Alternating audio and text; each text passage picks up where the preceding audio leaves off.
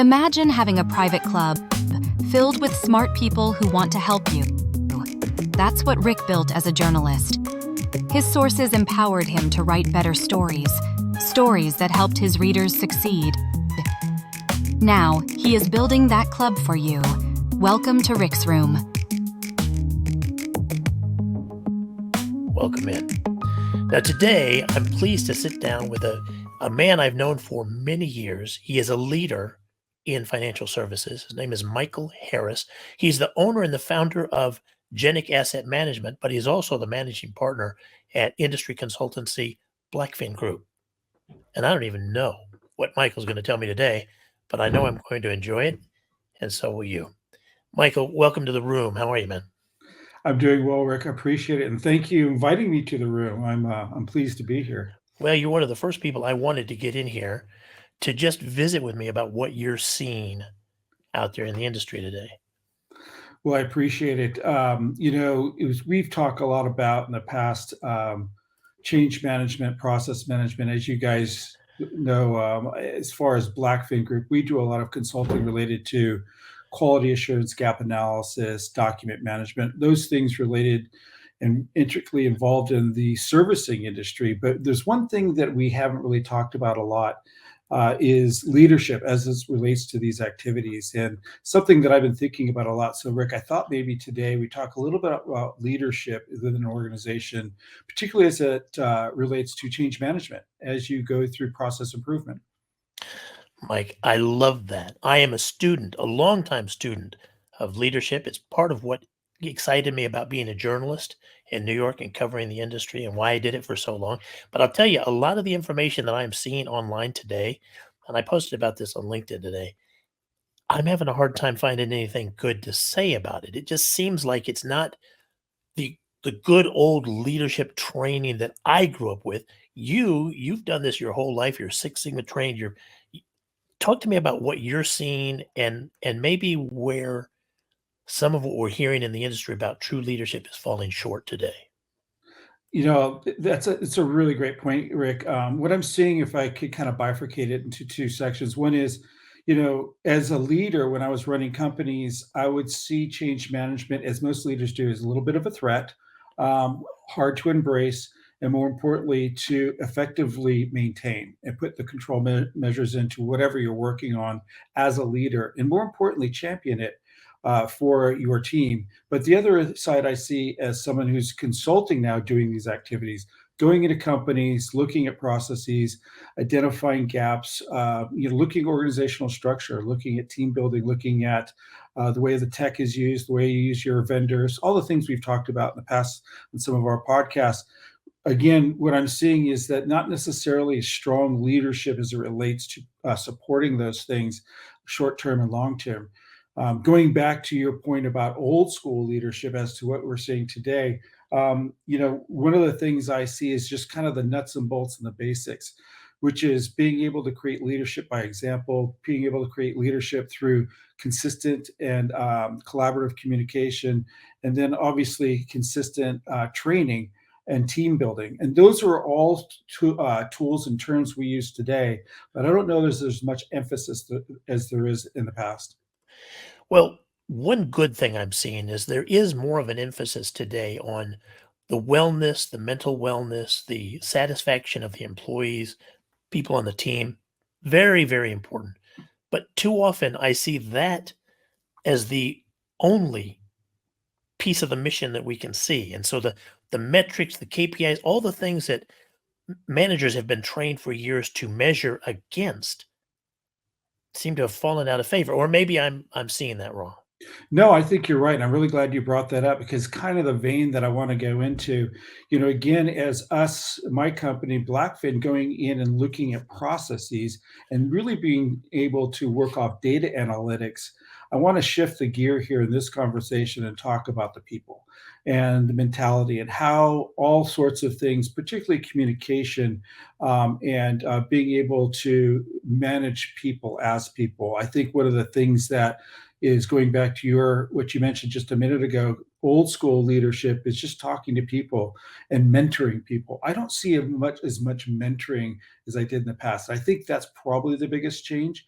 And I think a lot of that, there's so much threat in terms of one's position as far as who they are and where they are within an organization, to be able to lend yourself to be open as a leader to mentor those around you. And succession planning, nobody talks about succession planning anymore.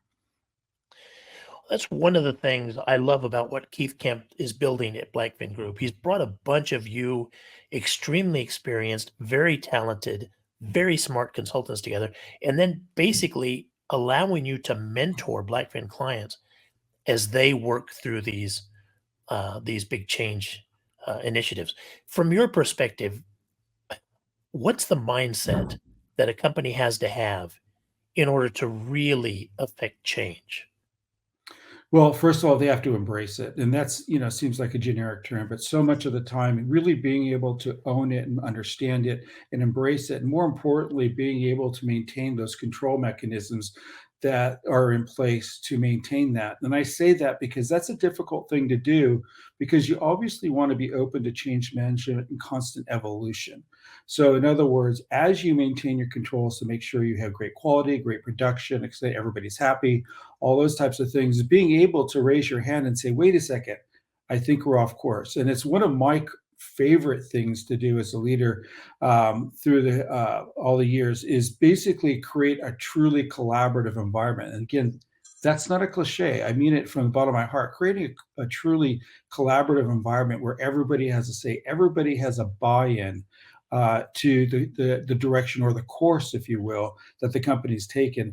But by the same token, when they have that ownership, they also have the responsibility to raise their hand if they think something or someone or somehow we've, as an organization, gone off course. And all of us collectively get together and analyze that and see what we do about it. And so it's very important not only to keep the controls in place, but also have everybody open and comfortable enough to raise their hand if we think we're going a little bit off course.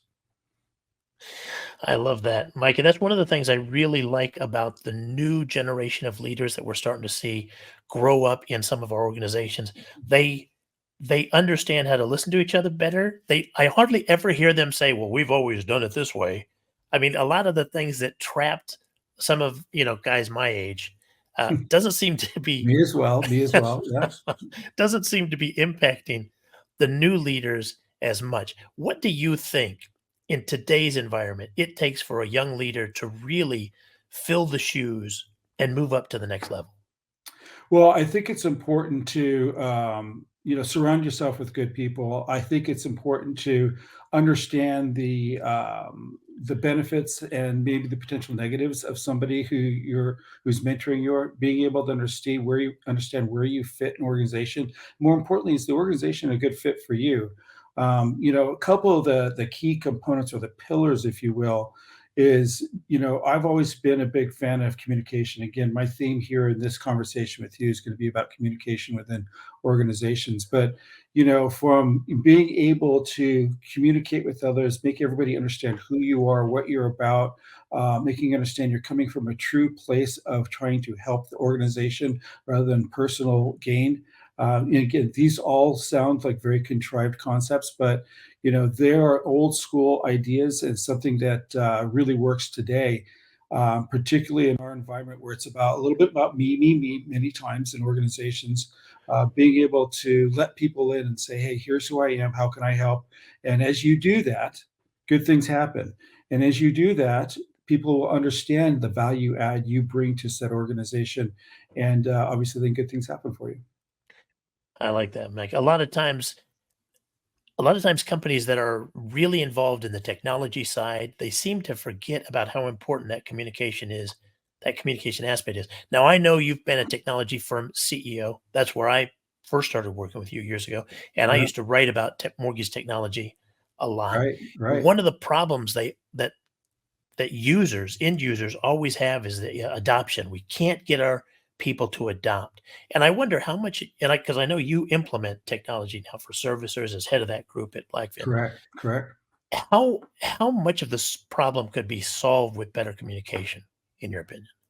Well, I think that, again, you talk about a leader in any said kind of change management environment, whether you're taking on a new technology, adopting a new process, that the leader actually champion the project and truly lead by example.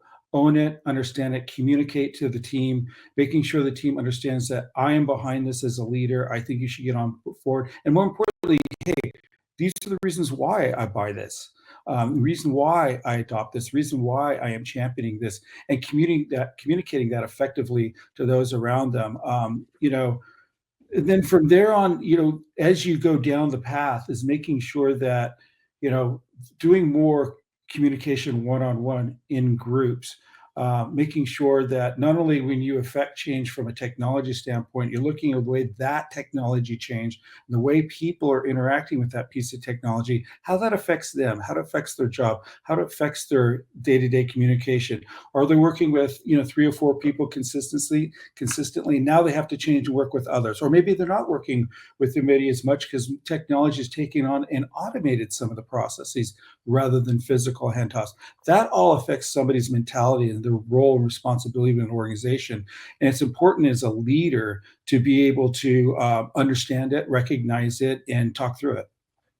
Now, part of what I heard you say in there without saying the word was culture. It sounds like you're talking about a corporate culture, and I see a lot of lip service paid. I see a ton of it in the new guidance for leaders, but it's Yeah. hard to define in my mind. How do you look at that?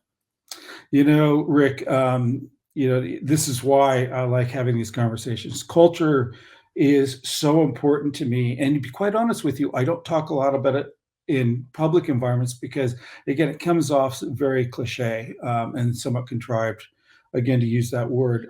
But it's so important. If you do not have a culture, if a leader does not have the ability to maintain or develop and maintain a specific culture. And again, you have to have everybody's buy-in. You have to have a collaborative environment. You have to talk things through.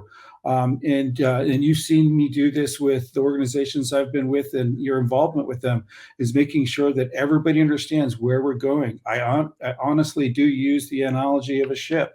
And are we on the right course? And raise your hand if you think we're on the wrong course. And let's right the ship. And by the way, we're all in this together, and making sure that that culture, that collective, communicative, collaborative culture is maintained. And it's very hard. And you hit the nail right on the head, Rick. Culture is the most difficult thing to maintain.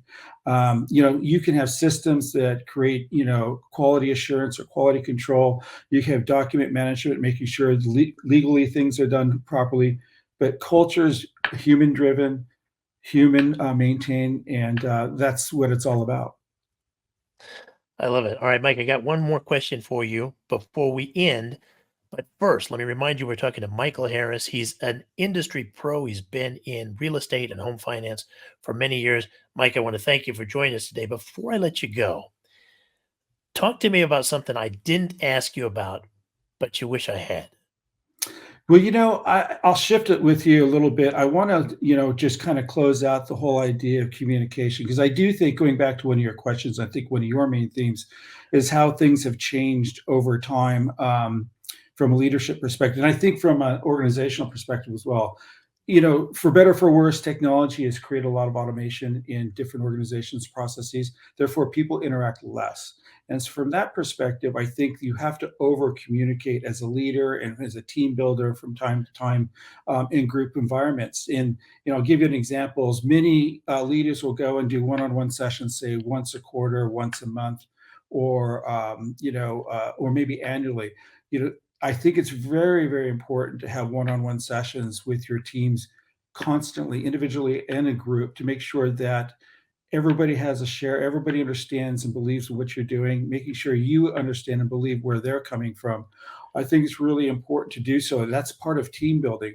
I think one of the things I didn't mention earlier is that I've had many times where I've had third party organizations come in and do a team building event for us, for my company. And that was always a struggle, in the sense that you come in for 2 days, you do a bunch of team building activities, and you do a bunch of role play and team challenges and things. Everybody's have done this in the past. big thing is being able to do those types of things internally on your own, is being able as a leader to make sure you create that entire environment where you're always having the team building together, again, through communication, through events, those types of things, to be able to make sure that we shore up the gap between what technology does, which is a good thing. I'm all about technology and and efficiency, but you have to shore up that communication that could potentially break down because people are talking to each other less. And again, it starts at the top and being able to make sure that the leader over communicates in the relate in the way that they see things going, making sure that they hear everybody talk about an open door policy, truly believing that, truly having an open door policy, making sure everybody has an ear and has a voice. So that's always important to me. And again, going back to you, what you brought up, that drives culture. Michael Harris, thank you for being with us. If you want to connect with Mike, you'll have notes down below somewhere on this page. And Mike, I love having you in the room because you know I'm going to ask you back. No, it's a pleasure and absolute privilege to be here, Rick. Always enjoy being with you. Talk to you soon. Take care.